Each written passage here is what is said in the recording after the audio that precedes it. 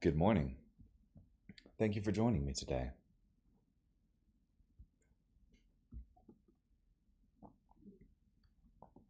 This morning we'll be in Numbers chapter 2, verse 1 through chapter 3, verse 51.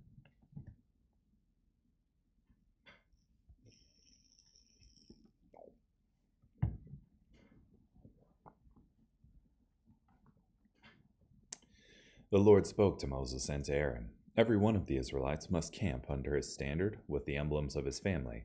They must camp at some distance around the tent of meeting. Now those who will be camping on the east, toward the sunrise in the divisions of the camp of Judah under their standard, the leader of the people of Judah is Nahshon, son of Amminadab. Those numbered in his division are 74,600. Those who will be camping next to them are the tribe of Issachar. The leader of the people of Issachar is Nethanel, son of Zuar. Those numbered in his division are 54,400. Next will be the tribe of Zebulun. The leader of the people of Zebulun is Eliab, son of Helon. Those numbered in his division are 57,400. All those numbered of the camp of Judah, according to their divisions, are 186,400. They will travel at the front.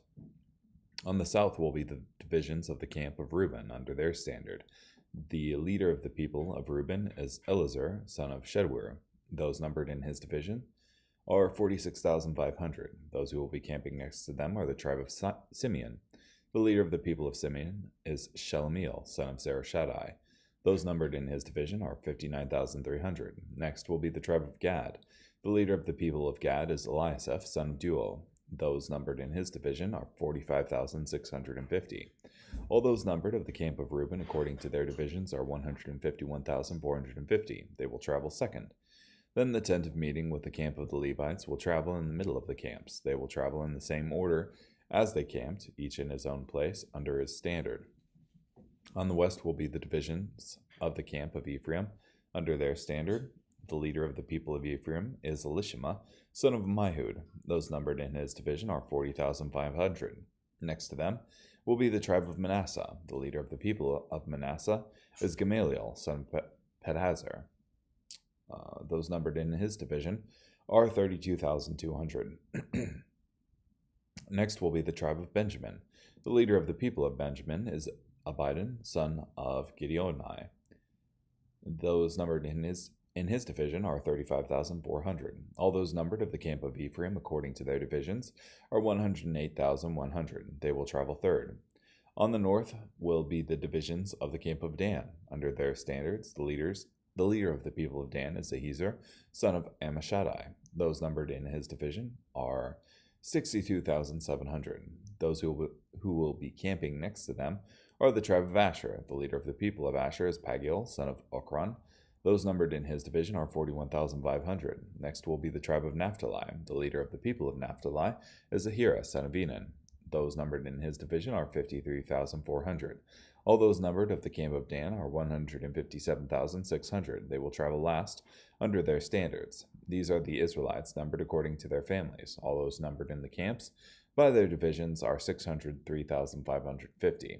But the Levites were not numbered among the other Israelites as the Lord commanded Moses. So the Israelites did according to all that the Lord commanded Moses. That is the way they camped under their standards, and that is the way they traveled, each with his clan and family. Now these are the records of Aaron and Moses, when the Lord spoke with Moses on Mount Sinai. These are the names of the sons of Aaron: Nadab the firstborn, and Abihu, Eleazar, and Ithamar. These are the names of the sons of Aaron, the anointed priests, whom he consecrated to minister as priests. Nadab and Abihu died before the Lord when they offered strange fire before the Lord in the wilderness of Sinai, and they had no children. So Eleazar and Ithamar ministered as priests in the presence of Aaron their father. The Lord spoke to Moses, "Bring the tribe of Levi near and present him before Aaron the priest, that they may serve him. They are responsible for his needs and the needs of the whole community before the tent of meeting by attending to the service of the tabernacle, and they are responsible for all the furnishings of the tent of meeting and for the needs of the Israelites as they serve in the tabernacle. You are to assign the Levites to Aaron and his sons. They will be assigned exclusively to him out of all the Israelites. So you are to appoint Aaron and his sons, and they will be responsible for their priesthood. But the unauthorized person who comes near must be put to death." Then the Lord spoke to Moses, "Look, I myself have taken the Levites from among the Israelites instead of every firstborn, who opens the womb among the Israelites. So the Levites belong to me, because all the firstborn are mine. When I destroyed all the firstborn in the land of Egypt, I set apart for myself all the firstborn in Israel, both man and beast. They belong to me. I am the Lord. Then the Lord spoke to Moses in the wilderness of Sinai. Number the Levites by their clans and their families, every male from a month old and upward, you are to number. So Moses numbered them according to the word of the Lord, just as he had been commanded. These were the sons of Levi by their names, Gershon, Kohath, and Merari. These are the names of the sons of Gershon by their families, Libni and Shimei. The sons of Kohath by their families were Amram, Izhar, Hebron, and Uziel. The sons of Merari by their families were Mali and Mushi. These are the families of the Levites by their clans. From Gershon came the family of the Libnites and the family of the Shimeites. These were the families of the Gershonites. Those of them who were numbered, counting every male from a month old and upward, were 7,500. The families of the Gershonites were to camp behind the tabernacle toward the west. Now the leader of the clan of the Gershonites was Eliasaph, son of Lael.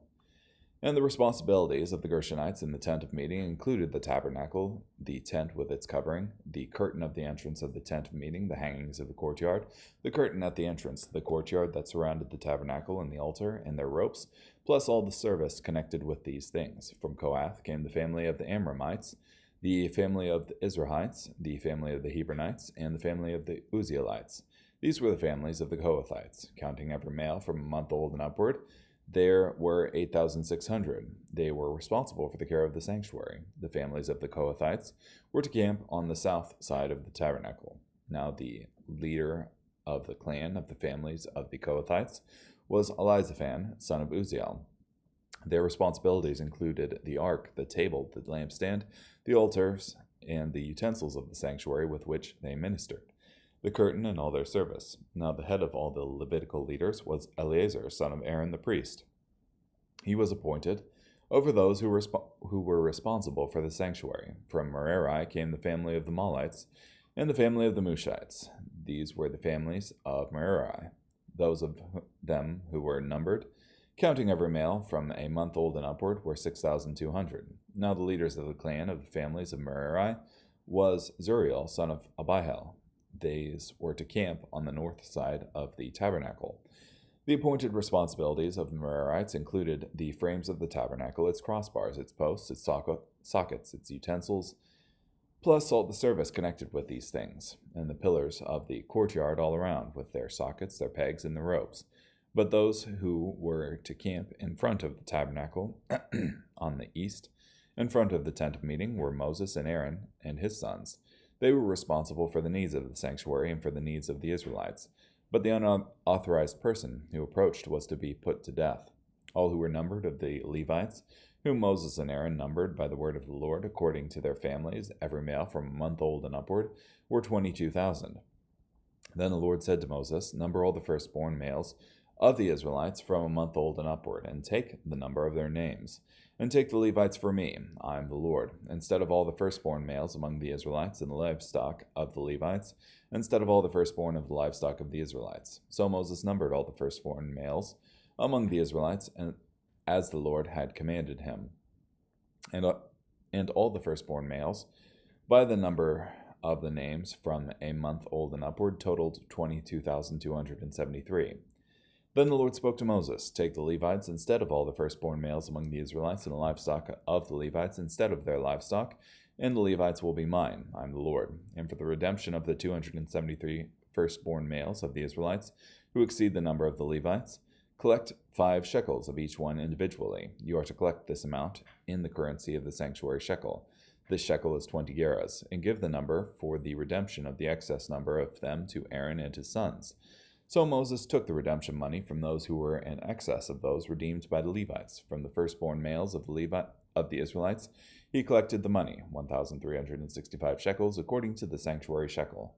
Moses gave the redemption money to Aaron and his sons, according to the word of the Lord, as the Lord had commanded Moses.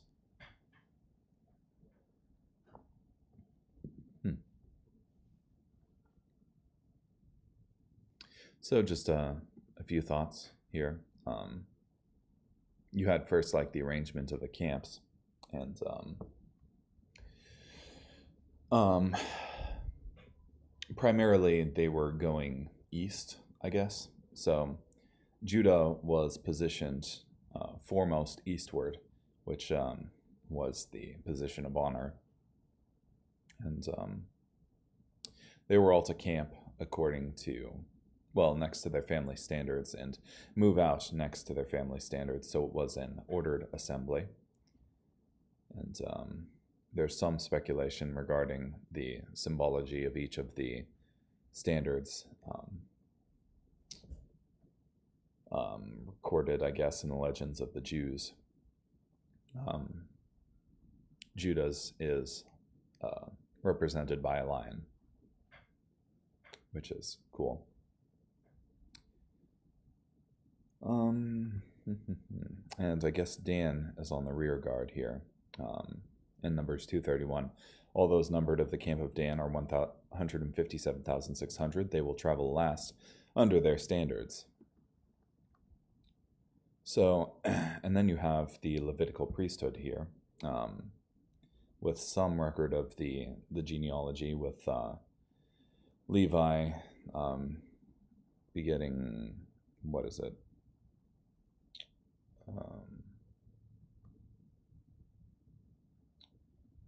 Someone Kohath and Merari. Can't remember the first one. Amram, maybe?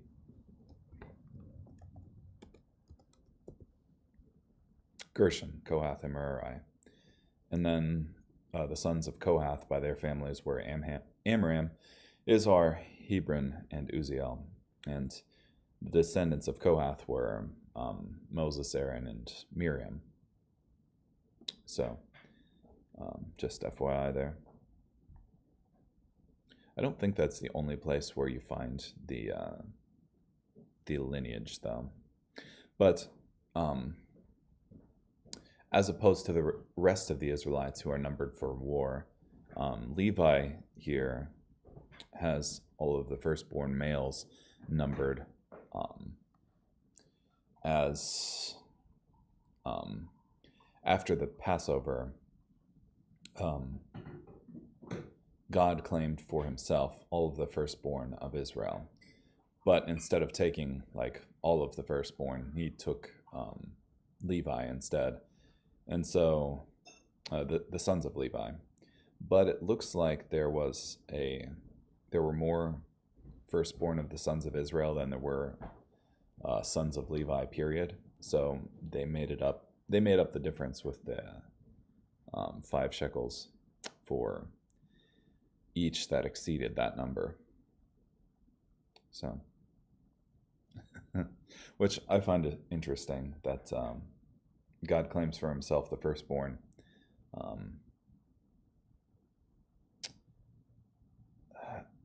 In that he seems to be understating his case, just given that God has right to every living creature, every created thing. So, in a way, he's understating his case here. Like, all of them technically are his. So, carrying forward, Mark 11:27 through 12:17. They came again to Jerusalem. While Jesus was walking in the temple courts, the chief priests, the experts in law, and the elders came up to him and said, "By what authority are you doing these things? Or who gave you this authority to do these things?" Jesus said to them, "I will ask you one question. Answer me, and I will tell you by what authority I do these things. John's baptism, was it from heaven or from people? Answer me." They discussed with one another, saying, "If we say from heaven, for he will say, then why did you not believe him? But if we say from people," they feared the crowd, for they all considered John to be truly a prophet. So they answered Jesus, "We don't know." Then Jesus said to them, "Neither will I tell you by what authority I am doing these things." Then he began to speak to them in parables. A man planted a vineyard. He put a fence around it, dug a pit for its winepress, and built a watchtower. Then he leased it to tenant farmers and went on a journey. At harvest time, he sent a slave to the tenants to collect from them his portion of the crop. But those tenants seized his slave, beat him, and sent him away empty-handed. So he sent another slave to them again. This one they struck on the head and treated outrageously. He sent another, and that one they killed. This happened to many others, some of whom were beaten, others killed. He had one left, his one dear son. Finally he sent him to them, saying, They will respect my son. But those tenants said to one another, This is the heir. Come, let's kill him, and the inheritance will be ours. So they seized him, killed him, and threw his body out of the vineyard. What then will the owner of the vineyard do? He will come and destroy those tenants, and give the vineyard to others. Have you not read this scripture? The stone the builders rejected has become the cornerstone. This is from the Lord, and it is marvelous in our eyes. Now they wanted to arrest him, but they feared the crowd, because they realized that he told this parable against them. So they left him and went away. Jesus answers, Then they sent some of the Pharisees and Herodians to trap him with his own words. When they came, they said to him, Teacher, we know that you are truthful and do not court anyone's favor, because you show no partiality, but teach the way of God in accordance with the truth. Is it right to pay taxes to Caesar or not? Should we pay, or shouldn't we? But he saw through their hypocrisy and said to them, Why are you testing me? Bring me a denarius and let me look at it. So they brought one, and he said to them, Whose image is this, and whose inscription? They replied, Caesar's. Then Jesus said to them, Give to Caesar the things that are Caesar's, and to God the things that are God's. And they were utterly amazed at him.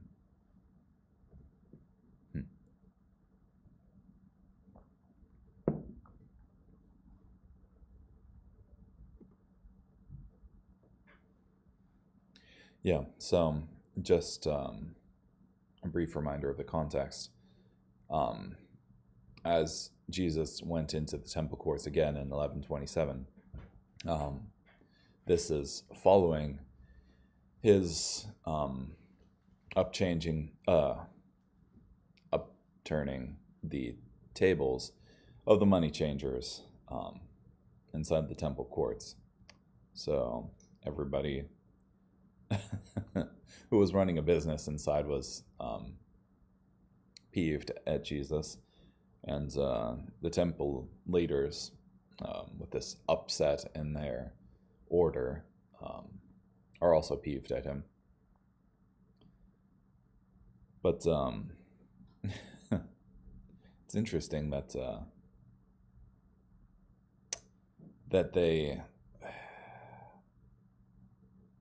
fear the people to the extent that they wouldn't even offer an answer to Jesus regarding John's baptism.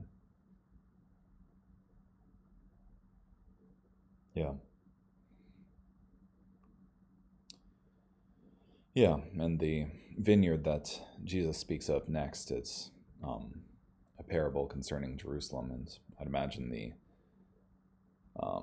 overseers are people like the Pharisees, those who are supposed to be in charge of watching over the people and leading them rightly regarding spiritual things. But instead of acting rightly, they instead plot to kill and plot to assassinate.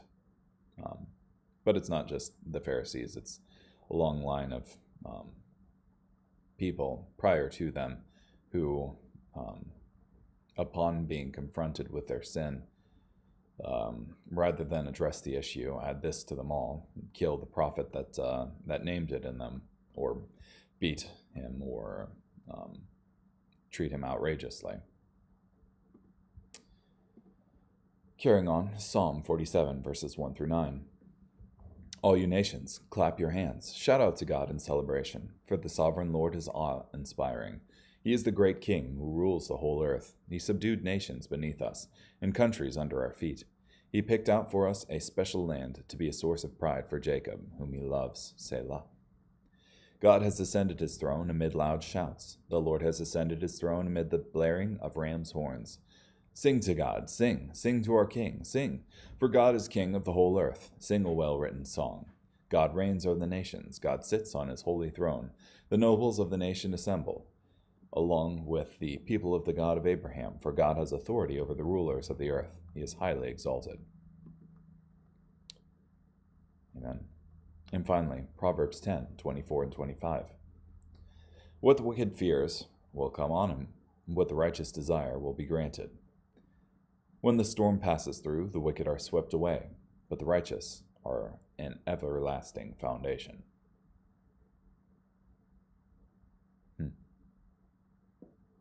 What a juxtaposition there of the opposite of what the wicked wants will happen to him, and then what the righteous desire will be granted. Cool. Well, thank you so much for joining me today. Hope you have a great day.